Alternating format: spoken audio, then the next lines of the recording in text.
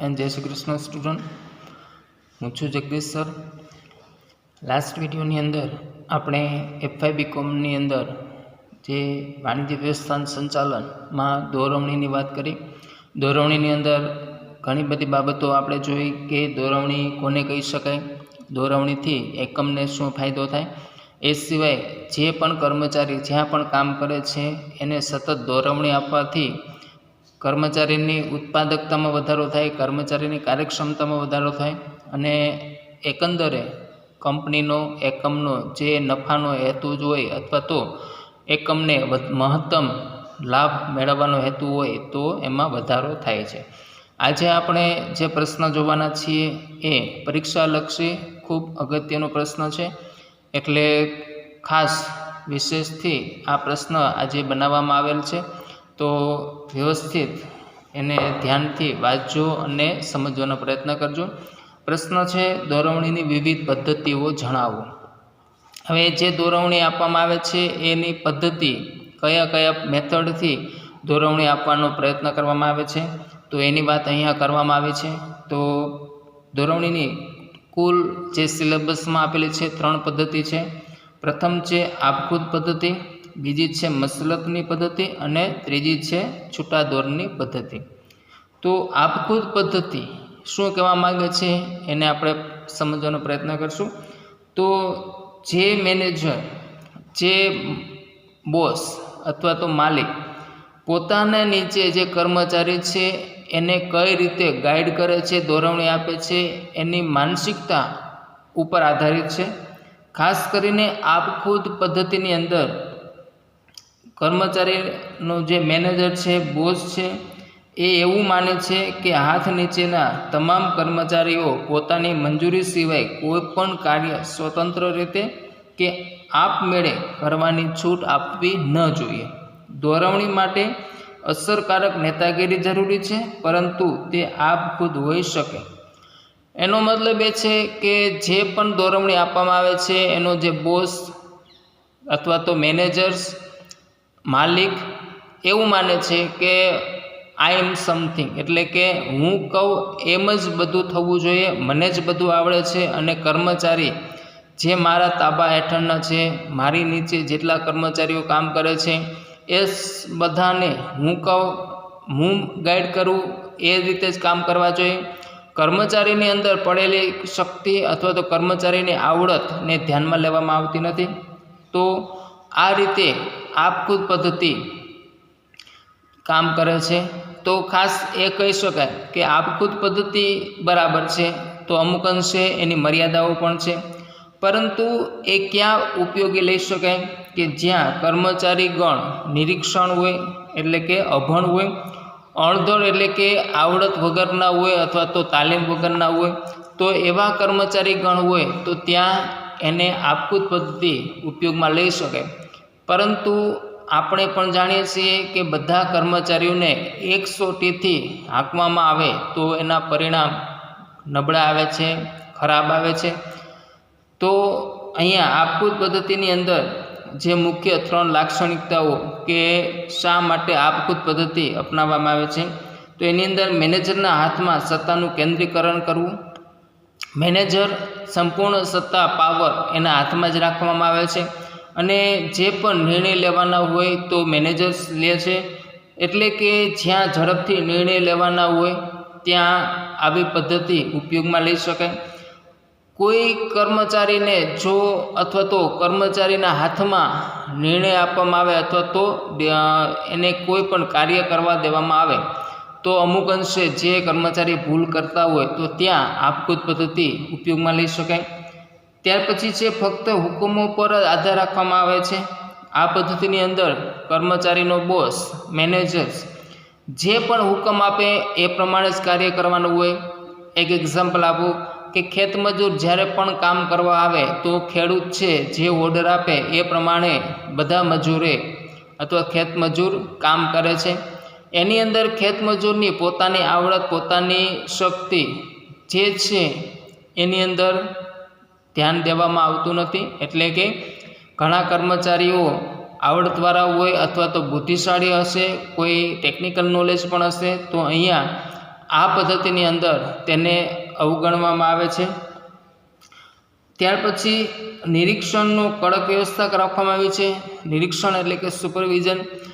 આ પદ્ધતિની અંદર કર્મચારીને જે ઓર્ડર આપવામાં આવે છે એ ઓર્ડર પ્રમાણે કામ કરે છે કે નહીં એનું જે સુપરવિઝન કરવામાં આવે છે એમાં કડક સુપરવિઝન કરવામાં આવે છે।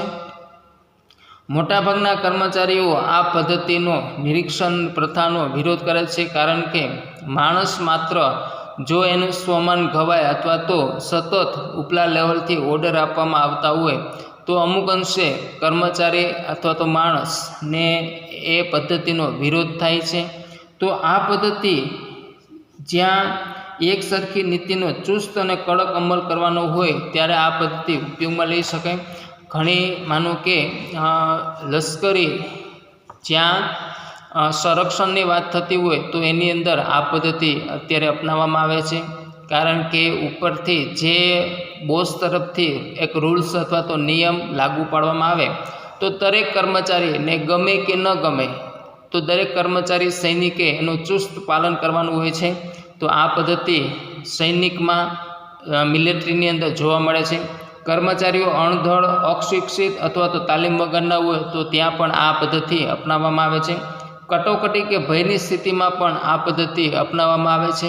માનો કે કોઈ જિલ્લામાં, કોઈ રાજ્યમાં, કોઈ દેશમાં મિલિટરી શાસન લાગુ પાડવામાં આવે તો મિલિટરીનો જે પણ હુકમ હોય એ મિલિટરી હુકમ પ્રમાણે જે પણ રૂલ્સ એન્ડ રેગ્યુલેશન હોય, લો એન્ડ ઓર્ડર હોય તો એ ફોલો કરવાનો હોય। તો એની અંદર ઉપલા લેવલથી જે ઓર્ડર મળે એ પ્રમાણે મિલિટરી સૈનિકો કામ કરતા હોય તો ત્યાં આ પદ્ધતિ અપનાવવામાં આવે છે। કર્મચારી ઉદામ અને વિચારસરણીવાળા હોય ત્યારે, એટલે કે કર્મચારી પાસે પોતાની કોઈ વિચારસરણી ન હોય તો ત્યારે આ પદ્ધતિ અપનાવવામાં આવે છે। કર્મચારીઓમાં વ્યાપક પ્રમાણમાં અરાજકતા હોય ત્યારે, અરાજકતા એટલે કે વેરવિખેર કર્મચારી હોય અથવા તો કર્મચારીની અંદર એક સૂત્રતા ન હોય ત્યાં આ પદ્ધતિ અપનાવવામાં આવે છે। ત્યાર પછી બીજી પદ્ધતિ છે મસલતની પદ્ધતિ। મસલત એટલે કે એકબીજા સાથે વાર્તાલાપ કરો, એકબીજાનો વ્યૂ લેવામાં આવે, એકબીજાનો દરેક કર્મચારીઓનો પોતાનો મત રજૂ કરવામાં આવે। તો પરસ્પર મત રજૂ કરીને એમાંથી જે રસ્તો કાઢવામાં આવે, શ્રેષ્ઠ રસ્તો કાઢવામાં આવે તો ત્યારે આ મસલતની પદ્ધતિ અપનાવવામાં આવે છે। આ પદ્ધતિ લોકશાહીની છે, કારણ કે દરેકને પોતાનો મત રજૂ કરી શકે, પોતાનો વ્યૂ રજૂ કરી શકે। કોઈ જગ્યાએ માનો કે કોઈ નોટિસ આપીને સભા ભરવામાં આવે અથવા તો એનું જે પણ નિર્ણય લેવામાં આવે, મિટિંગ કરવામાં આવે તો દરેક જગ્યાએ કર્મચારીને બોલાવવામાં આવે છે, કર્મચારીનું વ્યૂ લેવામાં આવે છે, પછી એમાંથી શ્રેષ્ઠ જે પણ વિકલ્પ હોય એને પસંદ કરવામાં આવે છે। તો આ રીતે મસલત પદ્ધતિની અંદર કર્મચારીઓ ખુદ એવું માને છે કે પોતાનો મત રજૂ કરવામાં આવેલ છે, પોતાનો મત માગવામાં આવેલ, જેનાથી કર્મચારીને એક ઉત્સાહ રહે છે। ઘણી જગ્યાએ જે ઉચ્ચ સંચાલકો છે એ સફળતાપૂર્વક એનો ઉપયોગ પણ કરે છે। એ સિવાય કર્મચારીઓ પોતાના કાર્યો અને એકમની જટિલ પ્રશ્નોથી વાકેફ હોય ત્યારે કર્મચારીને એકમથી પૂરેપૂરા વાકેફ હોય તો ત્યાં આ પદ્ધતિ અપનાવી શકાય। કર્મચારી શિક્ષિત અને તાલીમ પામેલા હોય તો ત્યાં આ પદ્ધતિ અપનાવી શકાય, કારણ કે કર્મચારી પાસેથી જો તમારે મત રજૂ કરવાનો હોય, મત લેવાનો હોય તો કર્મચારીઓને એટલીસ્ટ એને ખ્યાલ હોવો જોઈએ કે જે મિટિંગ છે અથવા તો જે કાર્ય કરે છે એ શા માટે છે, એમાં શ્રેષ્ઠ વિકલ્પ શું હોઈ શકે અથવા તેનાથી સારું શ્રેષ્ઠ કાર્ય કઈ રીતે કરી શકાય। તો કર્મચારી જાણતો હોવો જોઈએ, શિક્ષિત હોવો જોઈએ, તાલીમ પામેલો હોવો જોઈએ।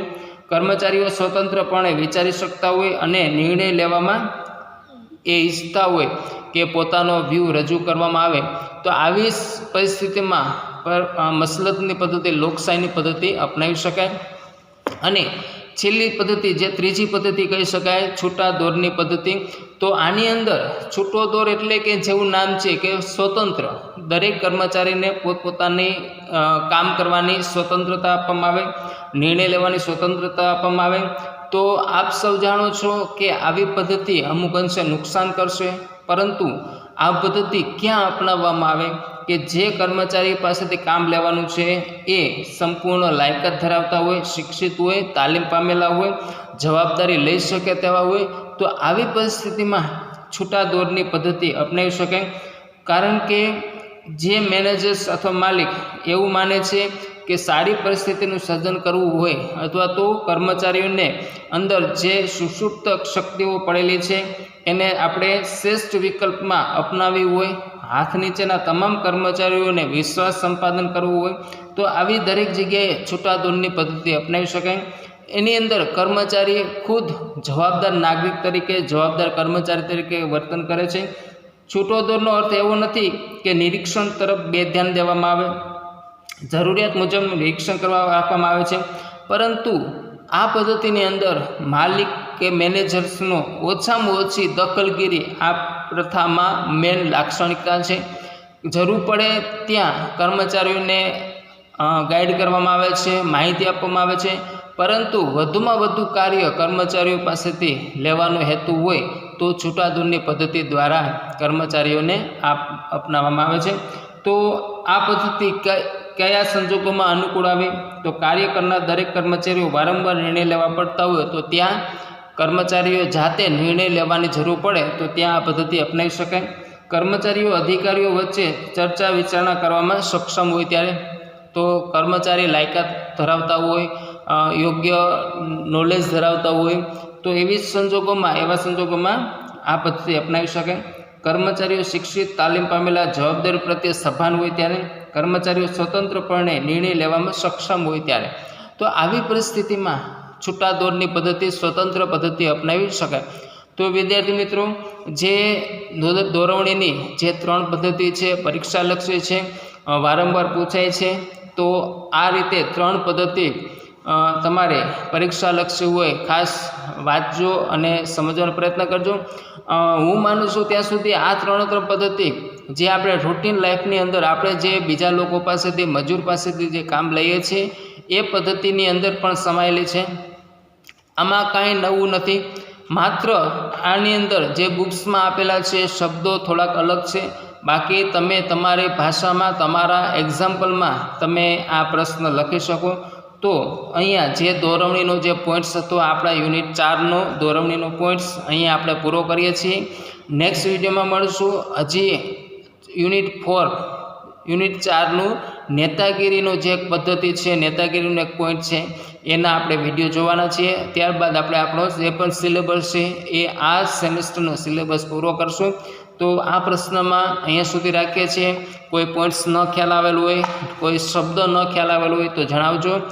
તમને સમયસર બધા વિડીયો PDF મળતા રહે તો જે પણ ચેનલ છે એને સબસ્ક્રાઈબ કરી લેજો, જેનાથી તમને જે પણ અહીંથી મૂકવામાં આવે એ સરળતાથી અને સમયસર મળી રહે. ઓકે, અહીં સુધી રાખીએ છીએ. Thank you.